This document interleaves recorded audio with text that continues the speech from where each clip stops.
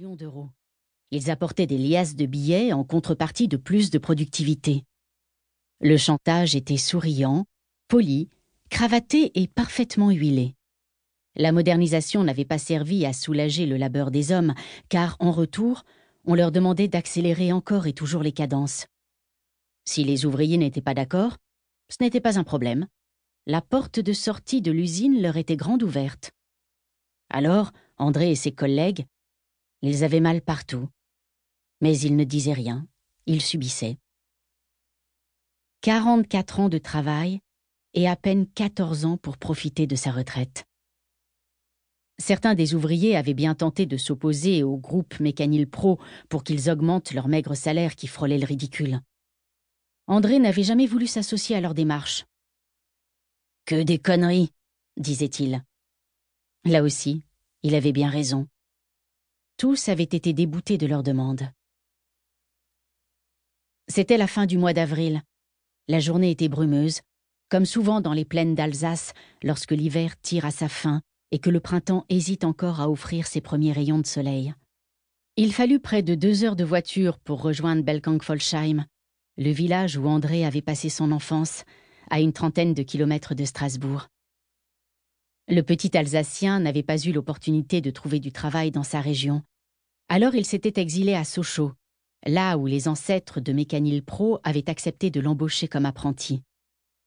Les premières années, il avait cherché à revenir en Alsace, mais les copains, puis la rencontre avec Louise et la naissance de Marie et Paul, leurs enfants, l'avaient convaincu que la vie était douce, quel que soit l'endroit, pourvu que l'on soit entouré de ceux que l'on aime. Louise grelottait dans le petit cimetière de Belkangfolsheim. Elle n'était jamais parvenue à prononcer ce nom correctement. À chaque fois, ça faisait rigoler André. Elle le soupçonnait de le lui faire répéter exprès, juste pour s'amuser. Marie et Paul se tenaient aux côtés de leur mère. Le cercueil venait de tomber lourdement au fond du caveau dans un claquement sourd. L'employé des pompes funèbres les invita à s'avancer pour une prière, déposer une rose ou jeter une poignée de cette terre qu'André aimait tant. Ce fut d'abord le tour de Louise. « Madame Dupré, je vous en prie », dit l'employé à voix basse, accompagnant son invitation d'un geste de la main. Louise était une femme de petite taille. La tristesse lui faisait courber le dos plus que d'habitude. Telle une enfant, elle s'approcha à petits pas. Elle ne pouvait imaginer son homme à travers cette infâme caisse de bois. Les cercueils, c'est comme les gens. Les couches de vernis peuvent être le plus épaisses possible. Ça ne change rien. Si c'est laid, ça reste laid. Ça aussi, c'était une expression d'André. Chaque fois qu'il disait cela, Louise pestait. Elle lui répondait que ce n'était pas gentil et que chacun faisait ce qu'il pouvait. Il rigolait, sûr de son fait. Aujourd'hui, Louise aimerait tant qu'il lui raconte encore ses bêtises. Elle apprécierait tellement de râler en tenant son bras et en tapotant son épaule en signe de désapprobation. À cet instant, elle tenait le bras de Paul, qui était très affecté. Il n'arrêtait pas de pleurer depuis qu'il avait appris que son père s'était écroulé juste devant son domicile en rentrant du marché. Il n'avait pas souffert. C'était déjà ça. Le marché, c'était une de leurs habitudes du week-end. Mais Louise était fatiguée, comme disait André. Elle ne l'avait pas accompagnée et avait préféré rester assise dans le salon à faire travailler ses neurones sur une grille de mots croisés. C'était sa façon d'espérer que ça ne s'aggraverait pas. Même si ce n'était que le tout début, même si le médecin hésitait entre cette saloperie de maladie d'Alzheimer débutante et un problème de circulation sanguine. Louise, elle, savait. Personne n'oublie le prénom de ses enfants à cause de problèmes circulatoires. André faisait tout pour lui faciliter la vie. Personne n'était au courant, à part eux. Louise avait ressenti les premiers symptômes 6 mois plus tôt. Elle était en train de feuilleter des albums de famille et là, tout à coup, le blackout. Elle ne reconnaissait plus personne. La fatigue, sans doute, avait-elle pensé. Mais la fatigue se renouvela à intervalles réguliers. Pas longtemps, quelques secondes, quelques minutes tout au plus. C'est alors qu'André l'incita à consulter. Louise était ressortie du cabinet médical totalement déprimée. Non que le diagnostic fût certain, mais elle avait eu l'impression d'être considérée comme un enfant de 3 ans auquel on apprenait les couleurs ou à compter jusqu'à 10 sans se tromper. Les tests pour détecter les problèmes de dégénérescence neurologique ressemblent à un cours d'entrée en classe de maternelle. C'est effrayant. Avec André, elle menait une vie paisible, tranquille, sans à-coups. C'étaient des gens simples, de ceux qui se réjouissent des petits bonheurs de la vie. Leur cercle d'amis était restreint. D'ailleurs, peu de gens avaient fait le déplacement jusqu'au cimetière. Mais c'était sans importance. C'était très bien ainsi.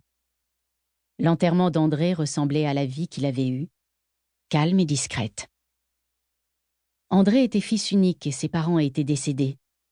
Il n'avait ni oncle ni tante.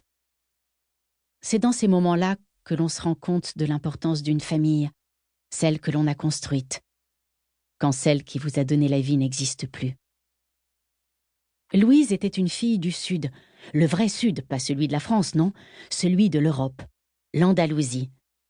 Ses grands-parents maternels, Maria et Octavio, possédaient un moulin non loin de Valdehíros, à quelques kilomètres de Séville. Ils exploitaient 5 hectares d'oliviers et extrayaient l'huile de leurs fruits. Les rendements étaient faibles et les revenus ne suffisaient pas pour faire vivre toute la famille. À cette époque, on ne se souciait guère des oméga 3 ou 6 et des multiples vertus de l'huile d'olive. Ses parents avaient pris la décision de s'exiler en France, en Franche-Comté plus exactement, à la fin des années 1940, quand le gouvernement français accueillait à bras ouverts les travailleurs étrangers. Louise s'était retrouvée, à l'âge de 6 ans, perdue au beau milieu d'une cour d'école glaciale et ne comprenant absolument rien à la langue qu'on y parlait. Son village de Valdehíros lui manquait terriblement. Elle n'aurait jamais cru que dans cette Europe d'après-guerre, dont ses parents vantaient les qualités, il existait un endroit où il pouvait faire aussi froid. Son père avait trouvé du travail en tant qu'ouvrier dans les usines d'un constructeur automobile près de Sochaux. Quant à sa mère, elle ne travaillait pas, comme la plupart des femmes de sa génération. Il vivait dans une des maisons réservées aux salariés de l'usine. Le confort y était tout à fait satisfaisant comparé à la demeure de pierre et de terre battue qu'ils habitaient en Espagne, près du moulin de ses grands-parents. Quand on est enfant, il y a certaines choses qui nous marquent. Pour Louise, ce fut de découvrir un robinet qui crachait de l'eau sans qu'on ait une citerne comme réserve. Et, comble de la magie, ce fameux robinet délivrait aussi de l'eau chaude. Régulièrement, Louise jouait à ouvrir et fermer ce robinet magique, comme pour vérifier qu'elle ne rêvait pas. Sa mère pestait à chaque fois. « Louisa, arrête donc de jouer avec ce robinet. Que va dire la compagnie ?» lui disait-elle dans un français hésitant. Les familles étrangères avaient droit à des cours intensifs de français, auxquels ses parents se rendaient comme des élèves studieux. Lorsqu'ils s'exprimaient dans leur langue maternelle, ils chuchotaient. Ça aussi, ça intriguait la petite Louisa, autant que l'eau chaude qui coulait à la demande, comme s'ils avaient honte d'être des immigrés espagnols.